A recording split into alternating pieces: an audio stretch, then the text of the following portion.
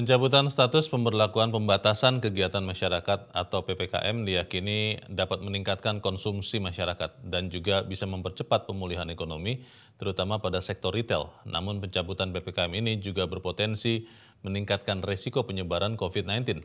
Di sisi lain, daya beli masyarakat juga belum sepenuhnya pulih dari pandemi. Bagaimana agar pencabutan status PPKM ini tidak menjadi bumerang bagi perekonomian nasional? Kami akan membahasnya bersama dengan Ketua Umum Asosiasi Pengelola Pusat Belanja Indonesia (APPBI), Alfonsus Wijaya. Pak Alfons, selamat pagi. Selamat pagi, Mas. Ya, Apa Pak. kabar? Sehat-sehat. Sehat-sehat. Selamat tahun baru. Tahun baru juga, Pak Alfons. Ya. Sesuatu yang memang menggembirakan ketika status PPKM itu dicabut, tetapi beberapa orang juga masih agak was-was karena sebetulnya kita belum benar-benar bebas dari COVID-19. Kalau Anda lihat dengan pencabutan status PPKM ini, seperti apa Pak proyeksi kunjungan masyarakat ke pusat-pusat perbelanjaan di tahun ini? Iya, pertama memang kami Pusat Perbelanjaan Indonesia menyambut baik dengan dihentikannya PPKM ini. Jadi saya kira ini satu langkah yang positif untuk mendorong pemulihan kondisi usaha. Terutama karena pemerintah sendiri kan sudah menyampaikan bahwa tahun 2023 ini adalah tahun yang optimis tapi namun harus hati-hati. Jadi saya kira banyak tantangan di tahun ini, tahun 2023 ini. Jadi saya kira dengan dihentikannya PPKM tentunya ini akan bisa sedikit mendorong gitu ya. Saya kira bukan hanya sedikit tapi cukup untuk mengantisipasi tantangan-tantangan yang akan terjadi di tahun 2023 ini seperti yang sudah kita prediksi bersama. Yeah. Kemudian juga yang perlu menjadi catatan juga bahwa selama ini memang sebelum dihentikan PPKM seluruh wilayah Indonesia sudah berada di level 1 PPKM. Yang artinya operasional pusat perbelanjaan sudah boleh 100%. Jadi saya kira sebetulnya tidak terlalu banyak perbedaan begitu ya antara level 1 dengan sekarang sudah dihentikannya PPKM. Hanya saja memang dari sisi kapasitas saya kira sudah sejak level 1 sudah 100% begitu. Nah, kami mencatat bahwa sebetulnya tidak terlalu dikhawatirkan karena kenapa? Karena masuk pusat perbelanjaan sebelumnya itu kan harus sudah vaksin begitu ya, sudah vaksinasi. Dan kita sendiri tahu bahwa tingkat vaksinasi di Indonesia kan sudah sangat tinggi, bahkan di beberapa kota sudah lebih dari 100%. Jadi perbedaannya hanya kurang lebih hanya begitu saja gitu. Di level 1 ada ketentuan harus vaksinasi begitu ya, kemudian juga harus booster. Kemudian juga kalau kita perhatikan juga selama ini sudah hampir 3 tahun masyarakat sudah terbiasa dengan menggunakan masker, dengan cuci tangan. Jadi masyarakat sudah tanpa perlu ada aturan. Saya kira sekarang ini sudah menjadi satu kebiasaan kehidupan hidup sehat begitu bagi masyarakat yang sudah kita lihat otomatis sering mencuci tangan baik itu dengan sabun ataupun dengan hand sanitizer. Kemudian juga masker begitu ya. Jadi saya kira selama pemberlakuan level 1 ini sudah terbiasa begitu. Jadi saya kira tidak perlu terlalu dikhawatirkan dengan kondisi dihentikannya PPKM ini karena memang tidak terlalu banyak signifikan ketentuannya begitu. Pak Alfons, kalau Anda melihat teman-teman pengusaha pusat belanja melihat bahwa pencabutan PPKM ini itu akan meningkatkan konsumsi masyarakat itu berapa persen kira-kira, Pak? Ya, jadi kita sudah tutup tahun 2022, tingkat kunjungan itu sudah mencapai rata-rata secara nasional itu 90%. Sudah sesuai dengan prediksi memang 90%. Kemudian tingkat okupansi juga sudah naik di tahun 2022 menambah 10% sehingga menjadi sekitar 80%, dari sebelumnya 70% begitu. Sebelum pandemi itu 90%, tapi selama pandemi drop 20% menjadi rata-rata 70%. Nah, di 2022 naik 10% menjadi 80%. Di 2023 kami menargetkan tingkat kunjungan ke pusat perbelanjaan sudah bisa mencapai 100%, bahkan bisa lebih dari sebelum pandemi.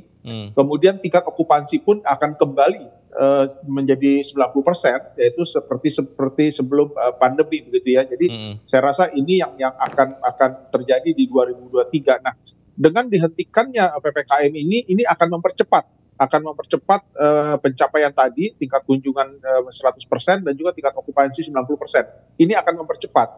Namun memang yang perlu diperhatikan memang tentunya kan kita tetap harus hati-hati. Tetapi saya kira tadi masyarakat Indonesia sudah terbiasa sekarang hidup sehat selama 3 tahun ini, begitu ya. Ini kan sudah hampir 3 tahun begitu. Iya, betul. Walaupun memang tetap kalau saya merasa Pak Alphonse di beberapa pusat belanja bahkan besar Pak di Jakarta, ketika saya datang itu tidak lagi diingatkan oleh security untuk menggunakan masker dengan tepat atau untuk scan peduli lindungi yang masih ada dan masih dipakai sebetulnya. Kalau Anda melihat di pusat-pusat perbelanjaan modern memang kesadaran menggunakan prokes itu tinggi. Bagaimana dengan pusat-pusat perbelanjaan pasar-pasar rakyat Pak, tradisional? Karena kalau kita lihat bahkan sudah banyak tadi kita lihat ketika Presiden mengunjungi pasar Tanah Abang, sudah banyak sekali yang tidak pakai masker itu. Padahal kan ruangannya lebih tertutup dibandingkan mal-mal itu Pak Alphonse. Bagaimana itu Pak? Ya, jadi saya kira memang demikian. Jadi sejak beberapa waktu yang lalu, sejak diterapkannya protokol kesehatan ataupun bahkan peduli lindungi ya, protokol wajib vaksinasi, memang di pasar-pasar tradisional itu kurang tidak seketat seperti di pusat-pusat perbelanjaan kelas-kelas yang atas begitu ya. Jadi saya kira itu yang memang terjadi gitu. Nah, saya kira ini yang tetap harus menjadi PR kita semua untuk selalu mengingatkan. Meskipun sekarang sesuai dengan instruksi Menteri Dalam Negeri nomor 53 tahun 2022 bahwa protokol kesehatan dan juga protokol wajib vaksinasi ataupun pemeriksaannya yang dilakukan dengan peduli lindungi itu sifatnya kan tidak kewajiban, bukan merupakan satu keharusan lagi, tetapi didorong begitu ya. Jadi para pengelola harus bisa mendorong para pengunjung ataupun siapapun yang masuk ke pusat perbelanjaan, baik itu pegawai, pengunjung dan sebagainya, untuk selalu mengingatkan pemberlakuan protokol kesehatan ini ya. Tadi wajib masker, cuci tangan, jaga jarak dan sebagainya. Dan kemudian juga dengan peduli lindungi tadi, aplikasi peduli lindungi untuk protokol wajib vaksinasi. Jadi saya kira ini yang pengelola harus tetap. Kami asosiasi sampai dengan saat ini belum mencabut ketentuan protokol kesehatan dan juga peduli lindungi di pusat-pusat perbelanjaan. Namun sifatnya bukan merupakan satu keharusan ataupun merupakan satu kewajiban lagi, karena memang sesuai dengan instruksi Menteri Dalam Negeri yang baru terbit beberapa waktu lalu. Pak Alphonse, salah satu yang juga membuat di Tengare membuat kunjungan ke pusat perbelanjaan fisik berkurang adalah karena memang serbuan atau disrupsi belanja online Pak. Jadi banyak toko yang memang hanya menyetok hanya untuk dilihat oleh konsumen, tapi banyak yang berbelanja online. Dan akhirnya pusat perbelanjaan konon katanya sekarang lebih banyak diisi tempat-tempat makan, tempat-tempat kumpul. Itu tren seperti itu benar terjadi atau bagaimana Pak? Saya kira tidak sepenuhnya benar, karena kenapa? Jadi memang selama pandemi, selama 2 tahun terakhir ini, hampir 3 tahun ini, penetrasi online shopping ataupun belanja dari ini kan memang luar biasa masif begitu ya penetrasinya e-commerce ini, karena memang seakan-akan semua orang dipaksa untuk melakukan online shopping begitu ya, karena memang kan tidak boleh keluar, tidak harus diam di rumah dan sebagainya. Tetapi dengan seiring berangsurnya pembatasan, berakhirnya pembatasan, ini masyarakat sudah mulai kembali lagi ke pusat-pusat perbelanjaan. Jadi kalau kita lihat banyak sekali pusat-pusat perbelanjaan yang selama tahun 2022 kemarin menjelang akhir 2022 itu tingkat kunjungannya bahkan sudah lebih dari 100%. Ada beberapa pusat belanja yang ramai sekali. Itu kenapa? Karena saya kira masyarakat sudah bosan ini ya, hampir 3 tahun diam di rumah. Kan ini makhluk sosial, ini manusia ini yang perlu berinteraksi dengan sesamanya begitu secara langsung. Jadi saya kira itu yang terjadi. Jadi saya kira tidak kembali lagi normal sekarang. Online belanja, online shopping ini sekarang sudah kembali normal. Jadi sebetulnya pada saat pandemi itu terjadi lonjakan yang luar biasa ya. Jadi tadi seakan-akan dipaksa begitu. Nah sekarang ini sudah kembali normal gitu ya, karena beberapa customer banyak pelanggan-pelanggan sekarang sudah datang kembali ke pusat-pusat perbelanjaan begitu. Jadi saya kira itu yang terjadi. Gitu. Jadi tentunya memang kembali lagi bahwa tadi yang saya sampaikan bahwa ini yang menjadi kebutuhan utama tentunya makan, minum dan sebagainya. Tetapi itulah yang menjadi sasaran setelah mereka belanja, setelah makan, minum kemudian belanja begitu ya. Jadi saya kira ini sesuai juga dengan karakter daripada tren belanja meskipun bukan pandemi begitu ya. Jadi menjelang hari raya biasanya yang non makanan dan minuman itu yang akan diserbu oleh pengunjung, pelanggan begitu. Apakah bergairahnya pusat belanja ini merata, Pak? Karena kalau bicara di Jakarta misalnya, kemarin saya baru ke sebuah pusat perbelanjaan di kawasan tengah-tengah ini, Pak, di Sudirman, di kawasan Semanggi, itu sepi, Pak, baik pengunjung maupun tenannya. Apakah kemudian kegairahan ini merata atau memang hanya di pusat-pusat yang menarik minat baik tenan maupun konsumen?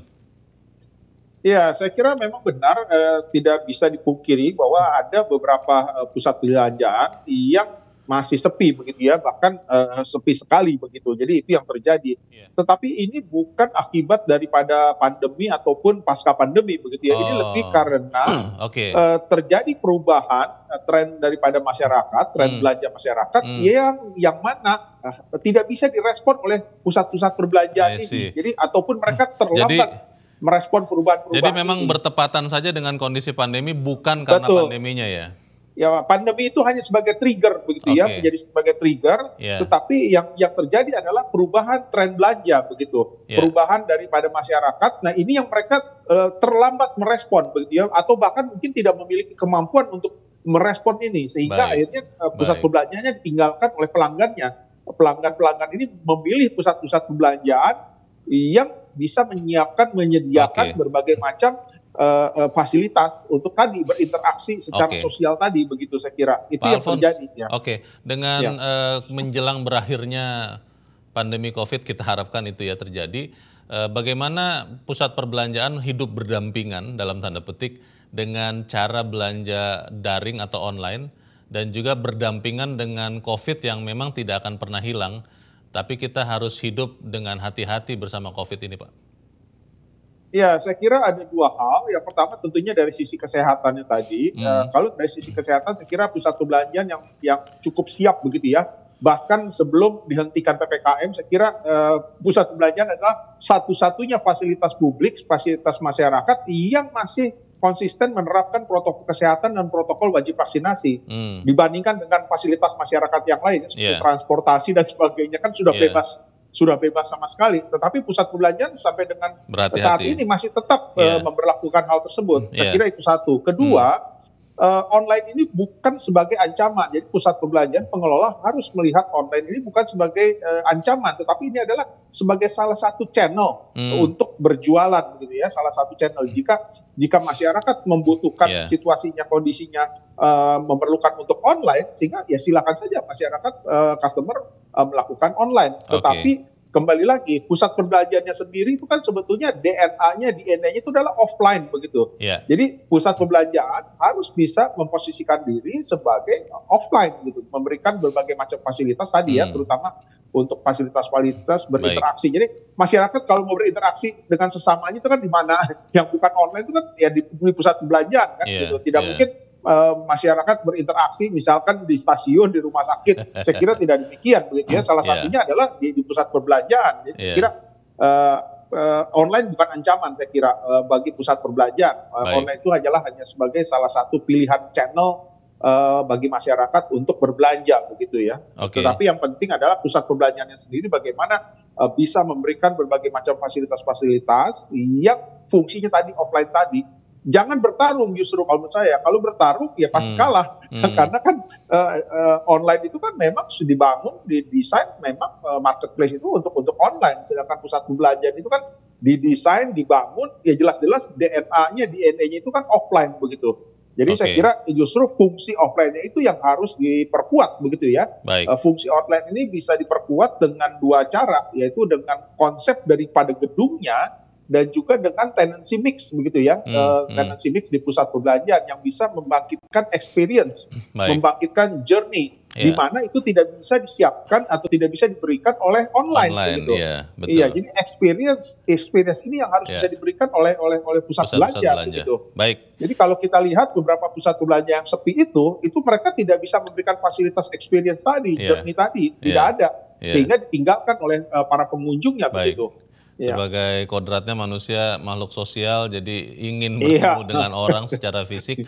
dan itu yang akan disambut oleh pusat belanja. Baik, Betul. kita harapkan supaya kemudian tidak terulang lagi ya kasus Omikron ya Pak Alphonse ya. Iya, Karena mudah-mudahan jangan sampai terjadi. iya, Tapi saya kira kembali lagi masyarakat sekarang sudah 3 tahun sudah terbiasa saya kira. untuk Iya, tanpa menerapkan perlu prokes. Baik. tanpa perlu disuruh, Oke. mereka sudah terbiasa ya. Sukses untuk bisnisnya Pak Alphonsus Terima Wijaya, kasih. Terima Ketua kasih, Umum Mas. APBBI. Terima kasih Pak sudah mencerahkan kami pagi ini. Selamat pagi Pak Alphonse. Selamat pagi.